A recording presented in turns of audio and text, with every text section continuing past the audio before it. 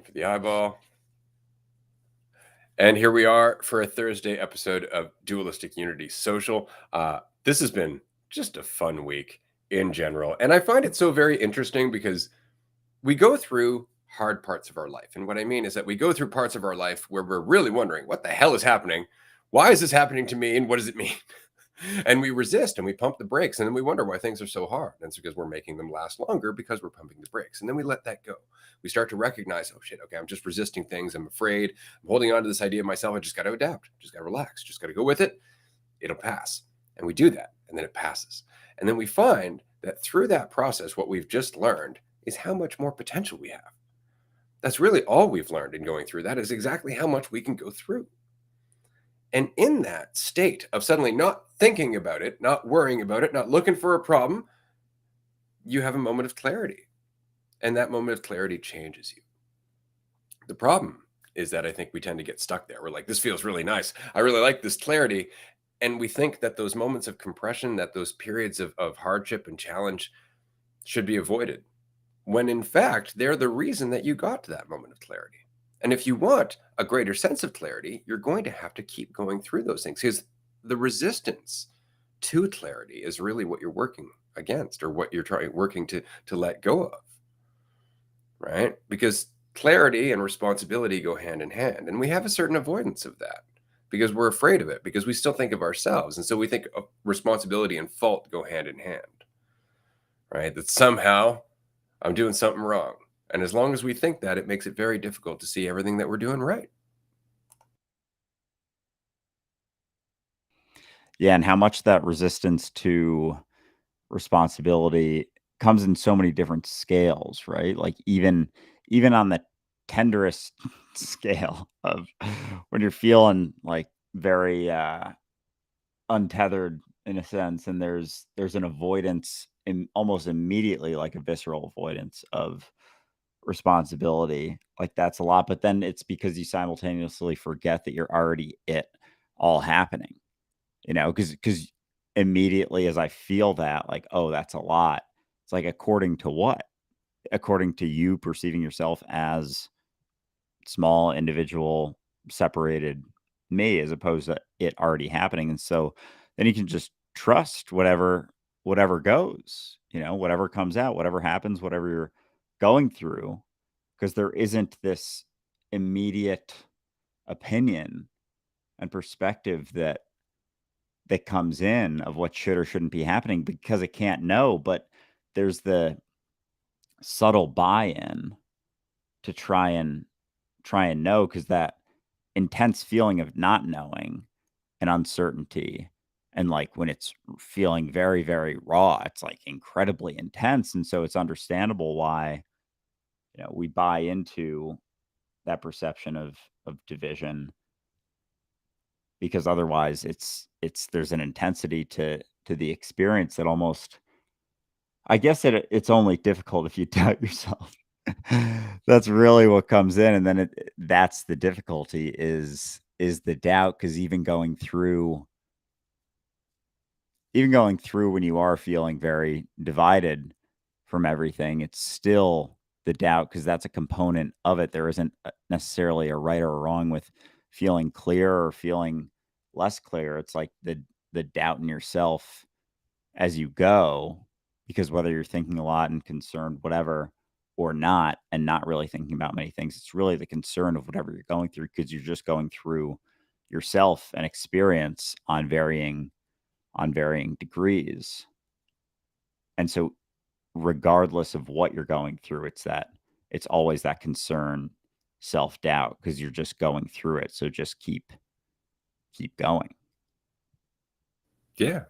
And that changes tone as clarity deepens, right? Because you start to recognize more and more what you mean by self. It stops being about the idea of the self and what remains afterwards. And that's often what we're trying to talk about on the podcast, is what remains outside of the concept, outside of the narrative that we're so attached to for a sense of safety and security and value and all of that stuff. What remains? What are you really? Right? And when you break that down far enough, you start to have an entirely different perspective of what your potential really is, because you have a different perspective, frankly, of what you really are. There's such a journey to going from the perspective that your awareness is in your brain, generated by this meat suit, that you are in fact just a separate object in a physical world, and you're on your own and there's no connection whatsoever. That perspective is the polar opposite to the subjective experience of being reality itself, because you are. It's just, it's very difficult to experience yourself that way while you have a narrative, while you're holding on to this idea of that you are this one thing. You can't be everything. You can't be what you are. In fact, you can only be what you perceive yourself to be, or at least that's the only way you can experience yourself. I wanted to take a quick moment here and say thank you to everybody, first of all, for joining us. We have a community Discord. Not only do we have a podcast, but we have a community Discord, and you can join that Discord. I'm going to put the QR code a little bit higher on the screen so that way it's a little bit more accessible to everybody. There we go. There we go. Totally free. We have almost 1,000 people in there right now, and they're all having this conversation about letting go of false certainty and letting go of this sense of this is who I am and this is what I need to do and this is what's wrong with me, and really coming to terms with the path that they're already on, because it's so easy to perceive ourselves to be on a journey that isn't actually happening. We really are very powerful in our ability to fool ourselves, and it's important to recognize that. It's not a bad thing. If anything, it's indicative exactly of how limitless you are in terms of your sway over your awareness. But it is important to recognize that. And so the entire thing is recognition. That's it. Am I getting caught in something that isn't real because it offers a benefit that I think is actually going to be a benefit and not a consequence in the long term? Or am I actually in what's real? Am I being myself? Am I keeping this as simple as it is, here and now? And that's the whole conversation. So if you'd like to join that conversation, we would love to have you in it. You can check out the Dualistic Unity podcast as well on any podcast platform or YouTube. We love this podcast. It's a lot of fun. We've been going for almost 2 years now.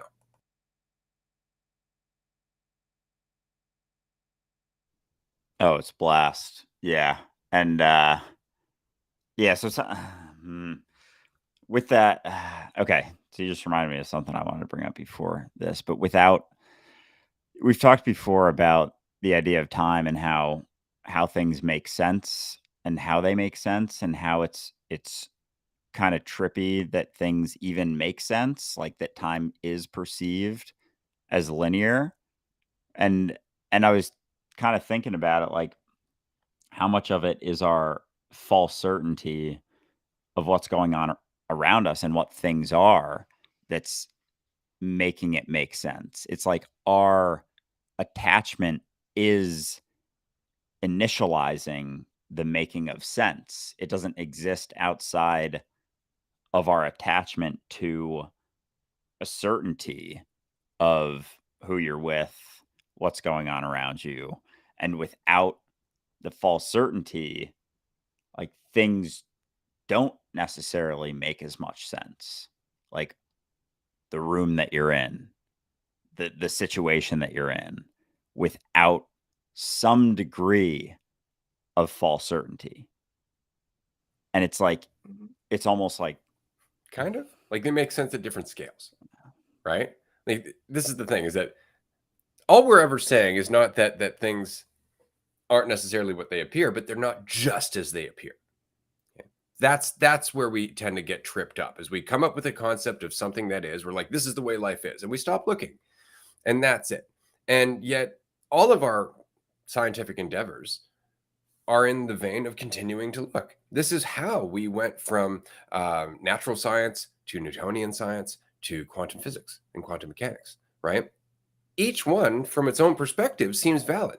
Natural science made a lot of sense to people who were practicing it at the time. Newtonian science makes sense to people who look at the world in a physical way, right? But when you break down energy far enough, you start recognizing, it's not physical in the way that we're looking at it. And all of a sudden, a whole new perspective opens up. Now there's new questions. Why? Because there always were. There always were. But humanity tends to come to a point of understanding and go, and that's it. We've evolved. We're here now, right? But it's always about questioning more, because there's always more. And I mean, that's why science continues to progress, because it continues to question, right? The danger, as with anything, is settling on an answer. Right? Because in doing so, we are settling on a point where we're comfortable. We don't want to look any further because frankly, there's just more that we just don't understand. And that is often the case. This is why often you'll hear people go like, the Big Bang, it's the Big Bang, guaranteed Big Bang. And it's because, everybody knows that, right? Everybody knows that until we don't.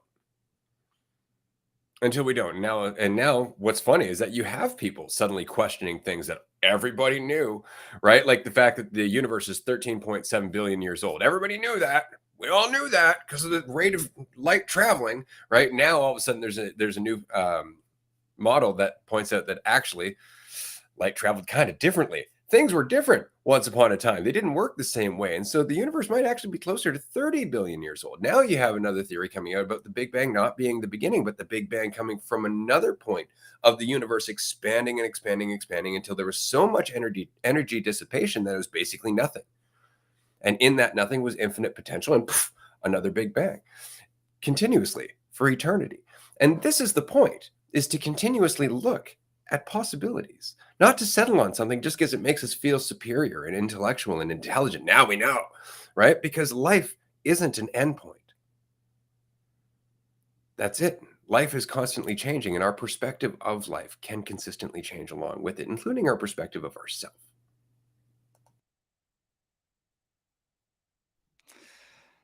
And so with that and the buy-in and the progression, and it's not necessarily about, I don't even know how to say this.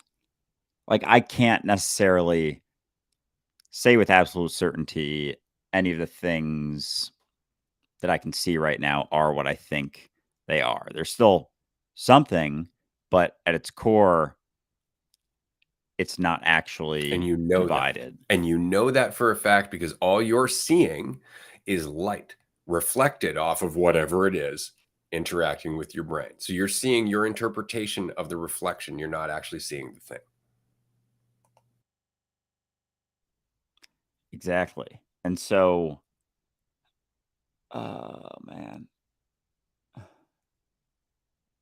And so we kind of do buy in to some false certainty about anything because all that it is just not divided, vibrating, but also not what you think. So even a mental picture of what that means, and I guess it's what it means, right?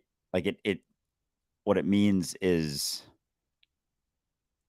irrelevant, and because it doesn't change anything. It Like it's changes always one it's thing, your your experience of yourself, right? Like that's the yeah, thing is that understanding that all you have is the experience that you have.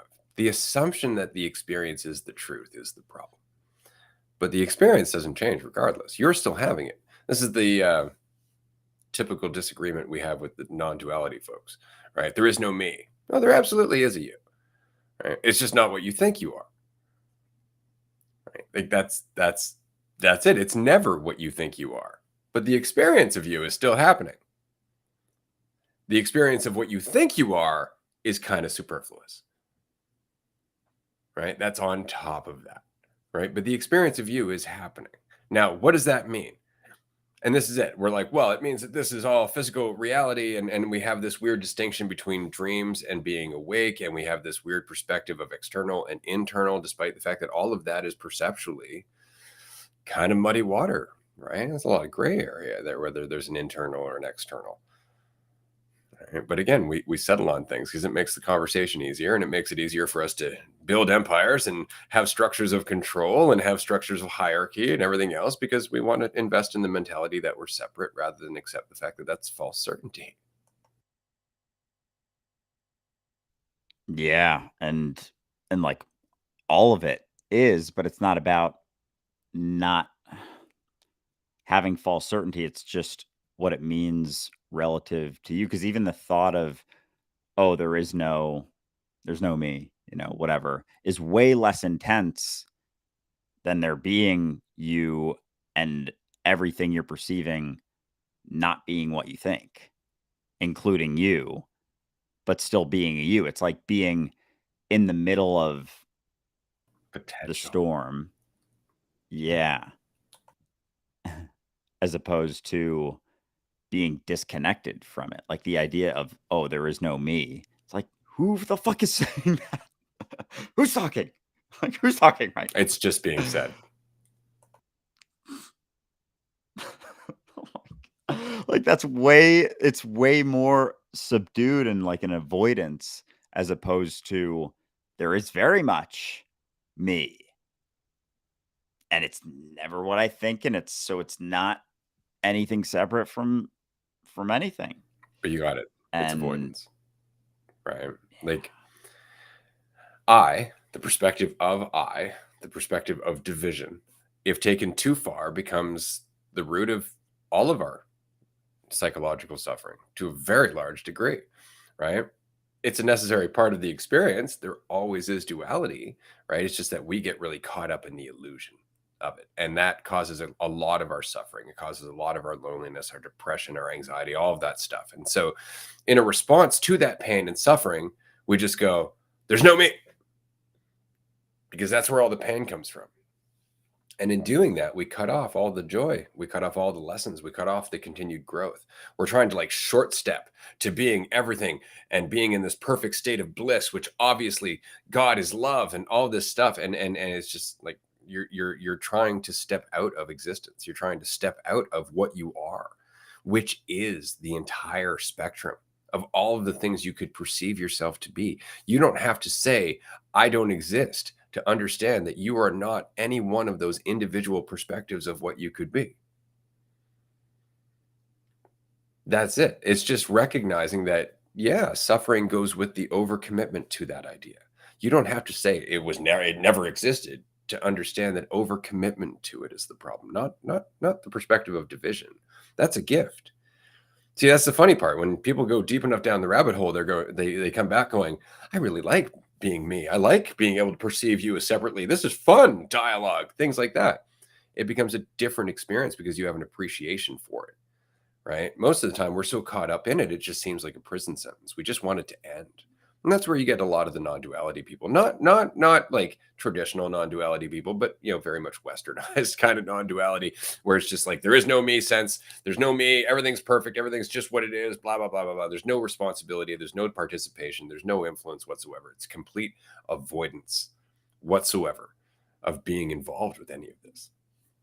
And that's kind of sad. And it removes all the fun, frankly, which is why when you listen to a lot of these non-duality people, Suzanne non-duality or Rupert Spira or any of them, for the most part, they just sound dead on the inside. And it's because they're not emoting. Like they're scared to give in to the me that can feel emotion, because with that emotion also comes the potential for pain. And they don't know how to regulate that. And so they just avoid the whole game entirely.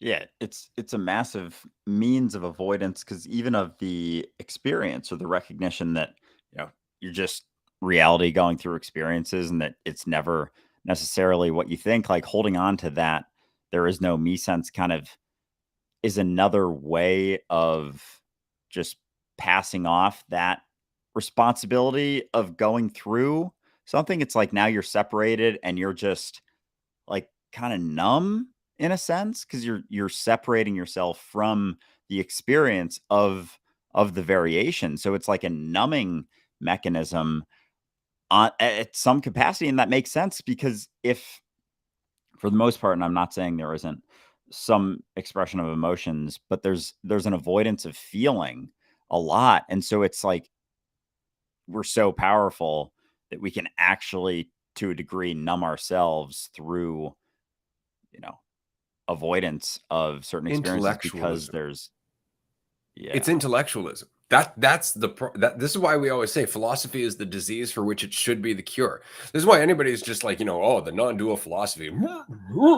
Like it's really difficult to deal with because it's just intellectual masturbation. It's just there for the sake of feeling intelligent, like you're on the road to enlightenment, like you were on the fucking right path.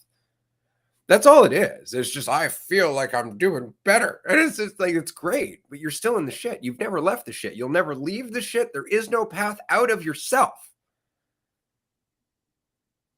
But you can convince yourself you're on that path by feeling real smart, right? Or telling yourself you are. And that's just more narrative.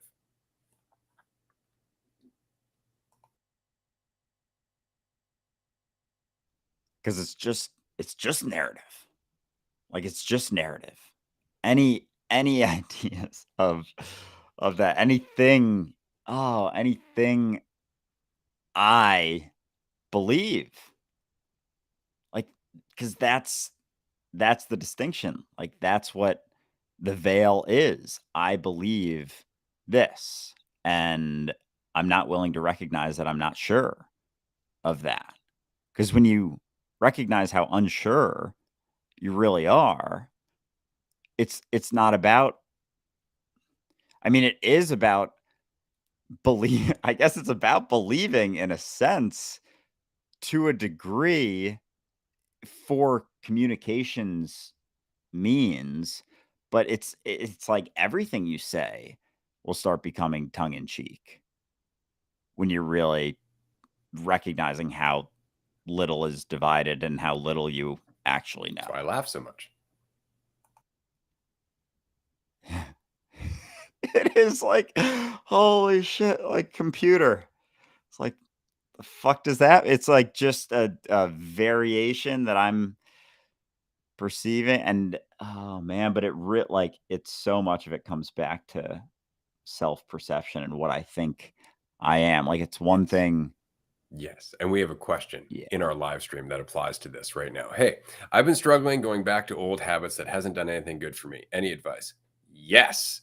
Stop judging the habit. It's the biggest one. The fact that you have this idea that you're going back to this old habit and there's something wrong with that, get rid of that shit. Put it aside. Stop thinking there's something wrong with what you're doing. Look at the habit and ask yourself why it's there. What are you avoiding? What are you running from? Right? Are you avoiding the uncertainty of just sitting there in silence? Right? Or are you avoiding going to do something else?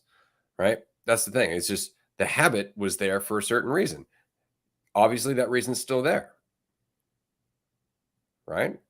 So it's looking at the reason. And if you look at the reason, you look at the benefit that you're trying to get out of the habit, and then you see the consequence of that habit, which you obviously do because you're trying to get out of the habit.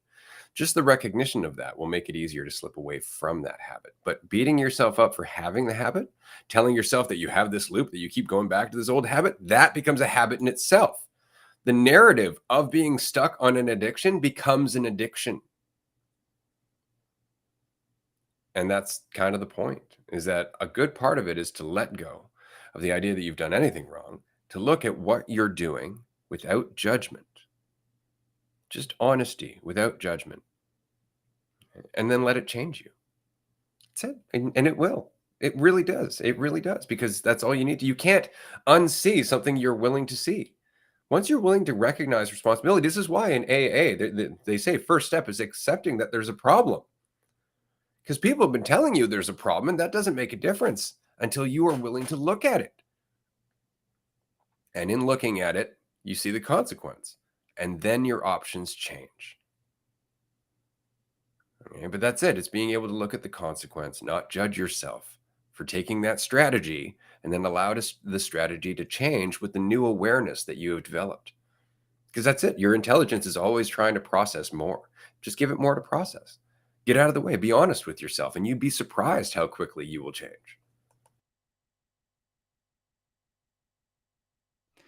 Because making the habit and pointing at that as being something that's wrong or incorrect, I'd argue is way easier than letting go of the certainty of that. Because letting go of the certainty of that, you're just left with like this fucking raw look at what's happening, as opposed to distorted by a focus on it being wrong or it being incorrect. And then you're left with what's actually going on, and then you can take a more, a clearer approach to it. Like our perspective that something's wrong and the certainty that comes with that, just comes from that, is easier.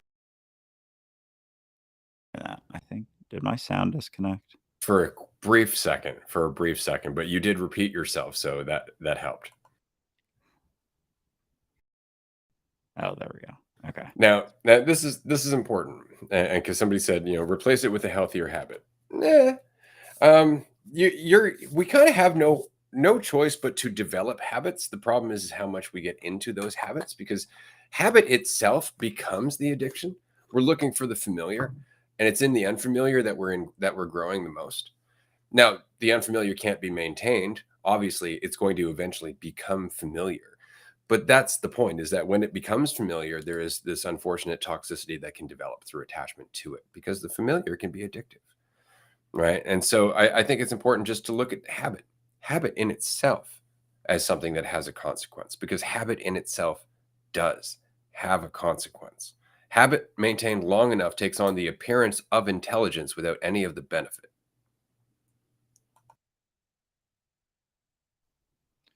Well said. And even the process of building a habit, if you want to build a good habit, it's there's a process to it, but at the end of the day, it reinforces lack, right? Like why do you want to build a good habit? To get somewhere else. So it reinforces the root of your suffering being your idea of yourself. "Oh, I want to build this habit. Why?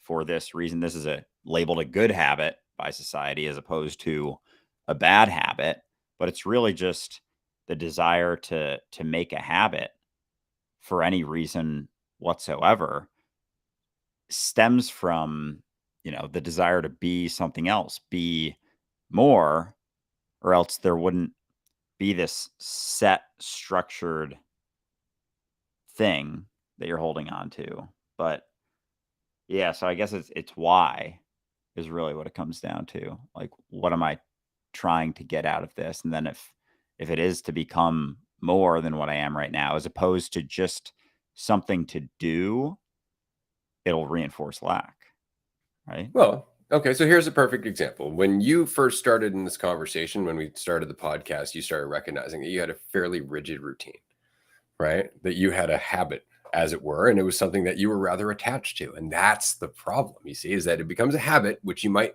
reinforce for the sake of making a positive change in your life, which is great. There's nothing wrong with that whatsoever. Right? It's all of a sudden when you don't do it that one day and you beat yourself up for not doing it, or you think you're doing something wrong, or you think that somehow the day is worse off. That's where the habit starts to become a detriment, because now it becomes something familiar that you identify with, that you attach with, right? And at that point, watch out. It's worthwhile to do something else. It's worthwhile to challenge that mentality of, oh, I didn't go to the gym today. That means something about me. It's like, it doesn't. It doesn't actually. Read a book. Different kind of exercise entirely, right? But that's it. It's just when the habit becomes something that's so familiar that it becomes addictive as an attachment to our identity. That's all. The habit itself isn't a bad thing, except that again, there is that consequence over the long term. It's so funny. I actually was just thinking this earlier today because I've said for a while, like, I don't do brand deals on my social media, and part of me was like, "Should I just fucking do one just so I can stop saying that thing and it's not this strict thing?"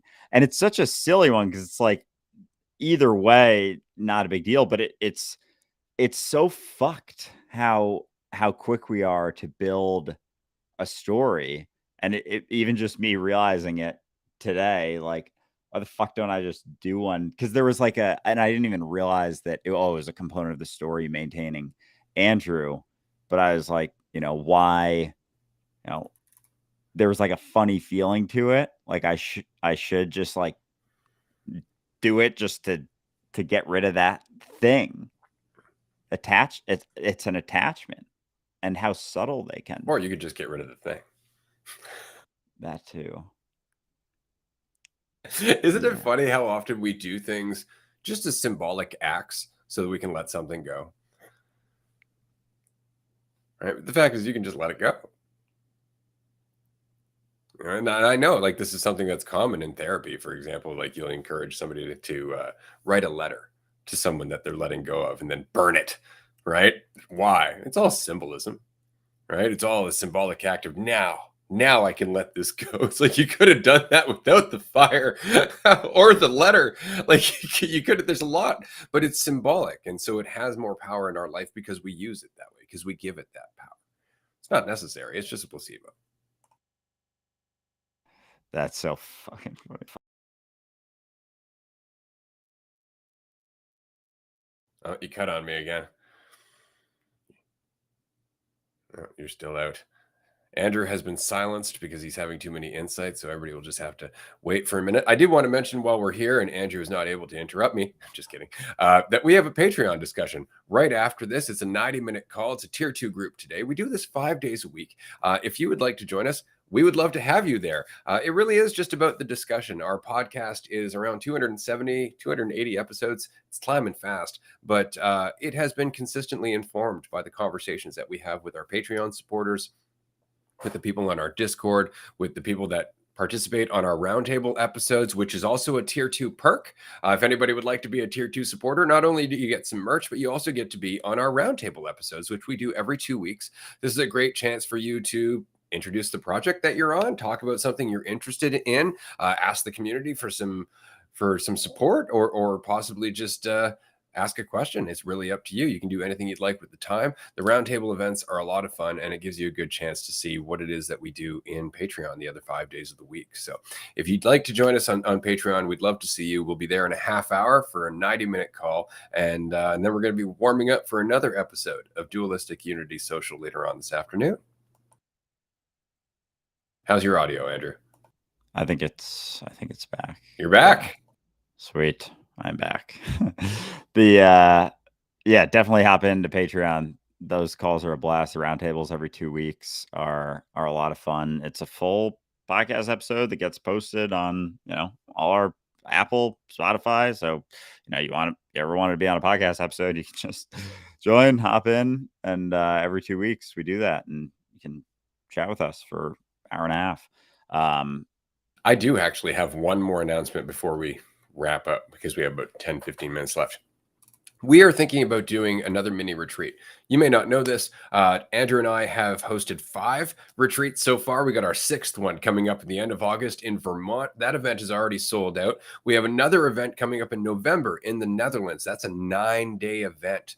It's going to be amazing. There's going to be 34 members of the community. Everybody's invested in this conversation. Everybody's there to be authentic and vulnerable with other people who are doing the same. It's just an incredible experience. But that all said, we are considering whether or not we're going to do another event in Vancouver, somewhere in between that, on October 5th to 9th. If you are in the Vancouver area, if you're in BC, or if you're in Washington, driving distance, or if you don't mind flying out and seeing us, that's quite a few people joined us last time for the Vancouver event. We would love to have you join us. We're not sure if we're doing this yet. We're still in the decision phase, but if you can join us, go to dualisticunity.com/Vancouver and just fill in your information. Let us know that you're interested. This is not a commitment, but this definitely does give us an idea of how many people are interested in going, or even 75% sure that they can. So we'll decide over the next week or two whether or not this is going to happen. And if you're interested, we'll reach out and offer you a ticket. Do keep in mind that Patreon supporters also get sick discounts on our retreats. Tier 3 gets a $350 discount on every retreat. So being a year-round Tier 3 supporter and coming to the retreats, it's actually saving money. It's really quite impressive. And you get some free merch and a bunch of other perks, and including a free one-on-one with Andrew or myself as soon as you join. So that's always kind of nice, in my humble opinion.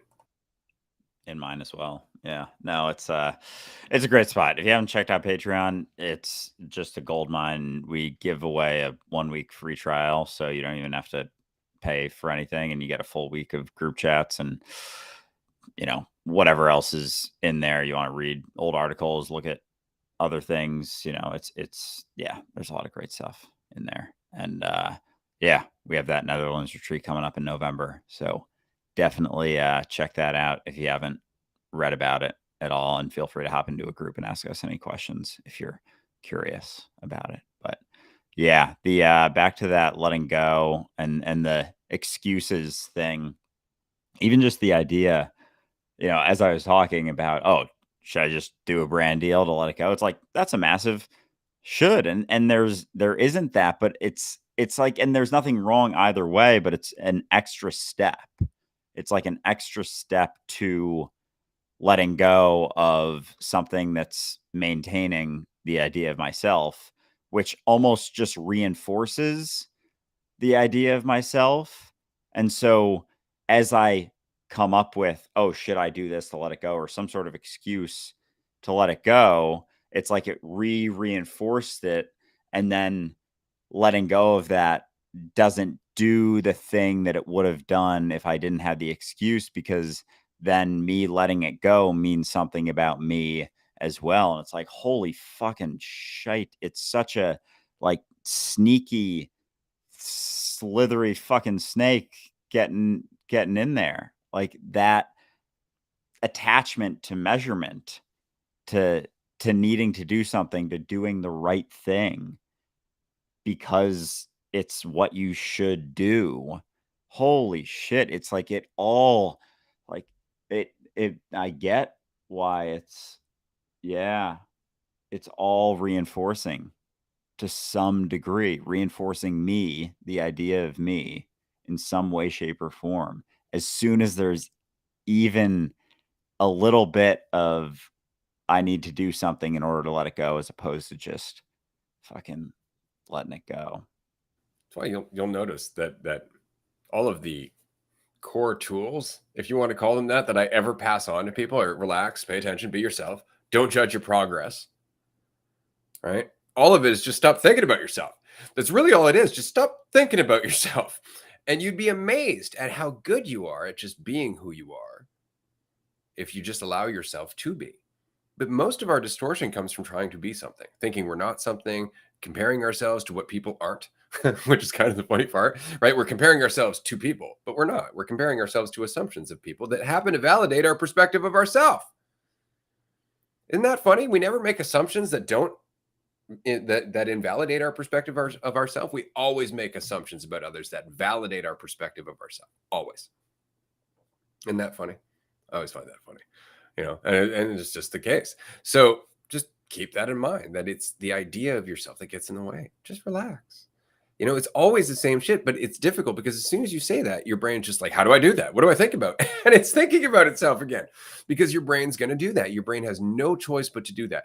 You don't have to be paying attention to it doing that in the same way that you aren't sitting there listening to every beat of your heart as you walk down the street.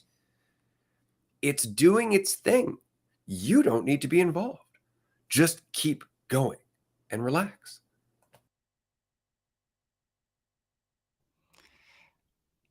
And as you're doing that too, as you're just letting go, just relaxing, like there's a different sort of experience that comes with that, but how quick it is that it comes in, the concern for how something's going or what something means. But then there's also at the same time so much to be learned in that spot, and like lessons that then you can apply as you get closer to the ins and outs of feeling, clearer, but really just more relaxed as the pull to tense up comes up. It's like there's a lot of lessons that you had previously learned more recently that you can then apply, and then it's all just fucking informing it, and it's like the ups and the downs and the fucking feeling in the pits and kind of relearning a way out and things along the way that you don't even fucking realize you're learning along the way, fucking resisting a lot of it the whole time, but also an adequate amount to learn the things you learn. So it's even that, it's like you want to judge yourself as you're going through shit. And yet every time, even you judging yourself is still a component of that. And you got to go through certain shit in certain ways from certain perspectives because that's just where you're at.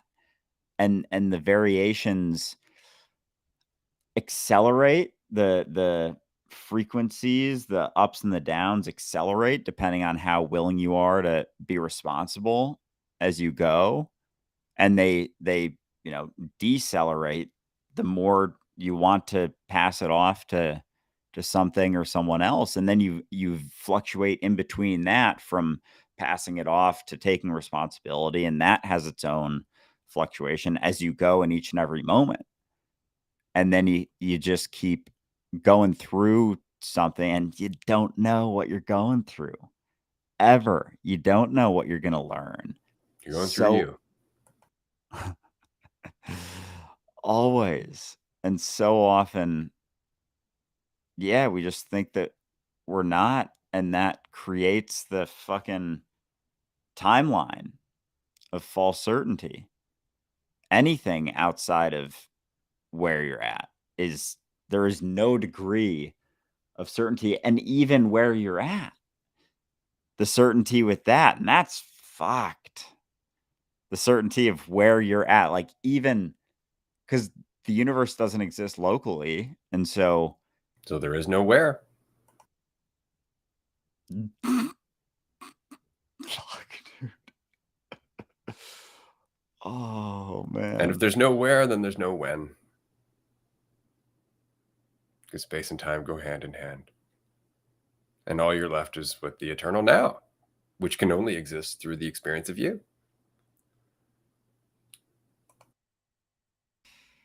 And you can just keep going, and you can just keep experiencing it. There's not a rhyme or Or a you can doubt it reason. and get in the way. Totally up to you. Or you can fucking doubt it too. But yeah, it's just continuing to go, continuing to be, and seeing, you know, finding out, fucking like watching it play out and being involved in it as it goes, with an understanding that every single thing you do ripples everything, like forever, because it's there. It's you, it's happening. Of course it's forever. Exists forever. Like every single fucking movement and thing and touch and everything from the, thing that you don't think is having any impact. You don't know that, You don't know. You talk to one person, they, you know, pass that to 1,000 people versus you think talking to 100 people that pass it to no one has more of an impact just because of your perspective of the immediacy and the false certainty of what's happening right now. It's just the willingness to see yourself, not make an assumption, and then just keep moving. And yeah, the fucking yeah. Constant Just keep ripples fucking all the time. I constant. mean, so much so, and I always love this. The fact is that anybody who's ever been in a room and noticed somebody else's absence is evidence that you make a ripple without even needing to be there.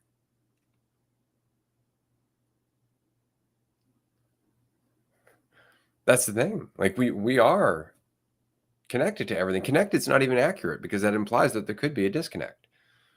Right? The fact is that we are nothing but ripples affected by other fucking ripples.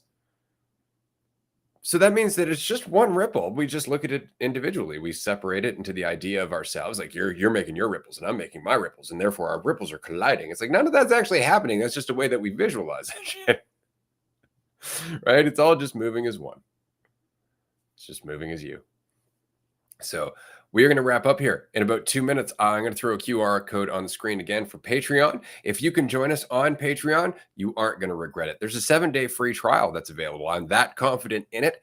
You get a tier 2 membership for 7 days. You can participate in 5 days a week of groups. We do it Sunday to Thursday. You also get access to so many group videos that are archived in our Patreon page. I think there's over 600 hours of groups going all the way back to when we started the podcast. So there is a hell of an archive on our Patreon. It's just a gem. So check it out if you can. We're going to be on there in 15 minutes for another 90-minute conversation. You can talk to us, you can ask questions, you can meet some of the other community members. It really is the best part of our podcast, in my humble opinion, once again. So do consider it. I'm going to pass it over to Andrew, and we're going to wrap up for today, or rather for this episode of Dualistic Unity Social. Yeah, definitely check out Patreon if you haven't yet. Excited for that chat. But this has been a lot of fun. And that ripple thing, last thing I'll say is when you picture the ripples, it's like, I don't know, at least for me, it's always been individuals separate with certain ripples, and then it's like, oh, that impacts a larger ripple and a larger ripple. But really it's just here and now is the point of the ripple, and that's what's flowing. It's just one here and now, you rippling as a single point, and like even that sounds silly. And just varying. And that's all right. Yeah. I love it. This is why it's the Tao that can't be told. It's fun though. It really is. It really is. Join us for more next time on Dualistic Unity Social. Check out the podcast if you can. We'll see you on Patreon in a few minutes. All right. Bye, everyone.